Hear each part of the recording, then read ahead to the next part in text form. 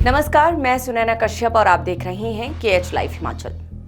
खबर ये है कि जयराम सरकार के चीफ सेक्रेटरी और मुख्य सूचना आयुक्त RD धीमान सुक्खू सरकार में हिमाचल रेरा के नए अध्यक्ष बनाए गए हैं। दिलचस्प बात देखिए, रेरा चेयरमैन की कुर्सी पिछले 6 महीनों से खाली थी। दिसंबर 2024 में श्रीकांत बाल्दी का कार्यकाल खत्म हुआ और उसके बाद से मामला लटका रहा। हाल में जब हाई कोर्ट ने सरकार को 25 जून तक नियुक्ति का अल्टीमेटम दिया और फटकार लगाई, तब जाकर सरकार ने फटाफट अधिसूचना जारी कर दी। सवाल ये नहीं कि धीमान काबिल है या नहीं, सवाल ये है कि हर सरकार में एक ही चेहरा कैसे फिट हो जाता है। क्या ये नियुक्तियां योग्यता के आधार पर हो रही है या फिर पुरानी सेटिंग से रास्ते खुल रही हैं? जो भी हो, अफसरशाही में कुछ नाम ऐसे होते हैं जिनकी हर सरकार में चलती है और जिसकी चलती उसकी क्या गलती। रेरा जैसे पद पर 5 साल तक काम करने की छूट होती है या जब तक उम्र 65 पार ना हो। और मजे की बात यह है कि रिटायर होने के बाद भी इन अफसरों को फिर से सरकारी बंगले, गाड़ी, स्टाफ, पूरी सैलरी के साथ सभी भत्ते भी मिलेंगे। यानी रिटायरमेंट के बाद भी सरकारी व्यवस्था में VIP कुर्सी इनके लिए खाली ही रहती है। यानी अफसरों का सरोकार सत्ता से कभी खत्म होता ही नहीं। लेकिन आज विडंबना इस बात की है कि दूसरी तरफ एक आम युवा है जो रोजगार के लिए सालों से नौकरी की तैयारी कर रहा है, हर दिन कुछ नया सीखने की कोशिश कर रहा है और जिसे बस एक मौका चाहिए। उदाहरण के लिए ताजा मामले को ही ले लेते हैं। 29 जून को UGC नेट और HAS की परीक्षाएं एक ही दिन रख दी गई। इससे कई युवाओं के सपने चौराहे पर लटक गए, लेकिन सरकार या विभाग ने उन्हें ऑप्शन तक नहीं दिया और विपक्ष तो मुंह में पान डालकर बैठा है। अब तक ना कोई तारीख बदली और ना ही किसी को विकल्प दिया गया।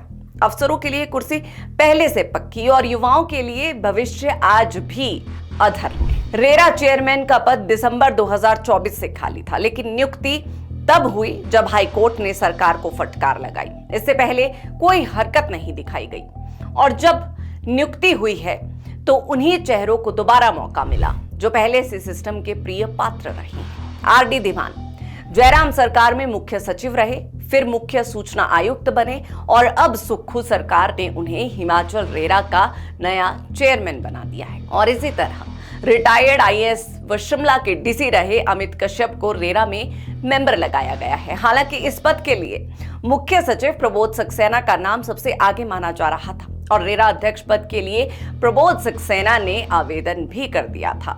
लेकिन हाई कोर्ट की फटकार के बाद संभवतः सरकार के विचार भी बदले हों। कहा जा रहा है कि सक्सेना को CS पद पर एक्सटेंशन देने से टेंशन हो गई थी, नहीं तो रेरा की कुर्सी उनके ही नाम हो सकती थी और इसमें शायद किसी को कोई हैरानी भी ना होती। बता दें कि इस बारे में अधिसूचना भी जारी कर दी गई है। रेरा के चेयरमैन और मेंबर की नियुक्ति 5 साल या उनके 65 साल की आयु पूरी होने तक होगी। इसके साथ ही देवेश कुमार अब रेरा के चेयरमैन की अतिरिक्त जिम्मेदारी से मुक्त होंगे। उल्लेखनीय है कि इस मामले में हाईकोर्ट ने प्रदेश सरकार को 25 जून तक रेरा चेयरमैन और मेंबर पद अधिसूचित करने के लिए कहा था। तब हाईकोर्ट ने सरकार की कार्यप्रणाली पर सख्त टिप्पणी की थी। अदालत ने कहा था कि सरकार लेट लतीफी वाला रवैया अपना रही है और समय पर रेरा में नियुक्तियां नहीं कर रही है। रेरा में अध्यक्ष पद का कार्यकाल 5 साल का होता है। ऐसे में अफसरशाही में इस पद के लिए दिलचस्पी रहती है। RD धीमान राज्य के मुख्य सचिव के पद से रिटायर होने के बाद मुख्य सूचना आयुक्त यानी CIC बनाए गए। अब वो रेरा के चेयरमैन होंगे। करीब 6 महीने से ये पद खाली था। पूर्व रेरा चेयरमैन श्रीकांत बाल्दी का कार्यकाल दिसंबर 2024 में पूरा हो चुका था। उसके बाद से ये पद खाली चल रहा था। इस पद के लिए मुख्य न्यायाधीश की अगुवाई वाली कमेटी आवेदनों पर विचार करती रही। इसमें नेता प्रतिपक्ष भी शामिल होते हैं। रेरा के अध्यक्ष पद के लिए कई IAS अधिकारी कतार में थे। मौजूदा मुख्य सचिव प्रबोध सक्सेना ने भी आवेदन किया था, लेकिन उन्हें CS के पद पर सेवा विस्तार दे दिया गया। इसी बीच राज्य सरकार ने रेरा कार्यालय धर्मशाला शिफ्ट कर दिया। हाईकोर्ट ने मामले को लटकाने के लिए राज्य सरकार पर प्रतिकूल टिप्पणी की थी। मामले की सुनवाई 25 जून यानी आज निर्धारित की गई थी। उससे पहले ही राज्य सरकार ने ये नियुक्तियां कर दी है। अब आपको बताते हैं कि ये रेरा है क्या। रेरा यानी real estate regulatory authority. Real estate विनियमन और विकास अधिनियम 2016 के तहत एक कानून है जिसका मकसद रियल एस्टेट क्षेत्र में पारदर्शिता और जवाबदेही लाना है। इस कानून के जरिए घर खरीदारियों के हितों की रक्षा होती है। रेरा रियल एस्टेट परियोजनाओं को विनियमित करता है और यह सुनिश्चित करता है कि बिल्डर्स और डेवलपर्स खरीदारों के साथ व्यवहार पूरी तरह से पारदर्शी तरीके से हो। रेरा रियल एस्टेट परियोजनाओं के रजिस्ट्रेशन का काम करता है। देश के हर राज्य की अपनी रेरा होता है जिसके तहत राज्य की रियल एस्टेट परियोजनाएं आती हैं।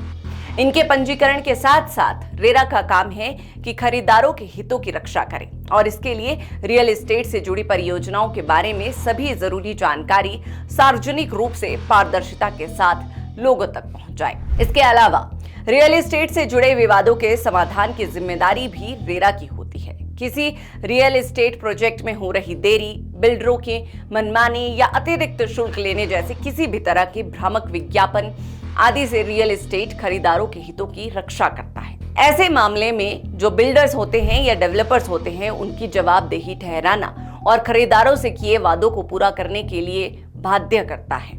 कुल मिलाकर ये कानून रियल एस्टेट क्षेत्र में आम लोगों के हितों की रक्षा करता है। अब इस पूरी चर्चा का कड़वा सच भी जान लीजिए। सच ये है कि सिस्टम आज भी चंद चेहरों के इर्द गिर्द ही घूम रहा है। रिटायर हो चुके अधिकारियों के लिए हर सरकार में एक ना एक आरामदायक कुर्सी पहले से तय रहती है।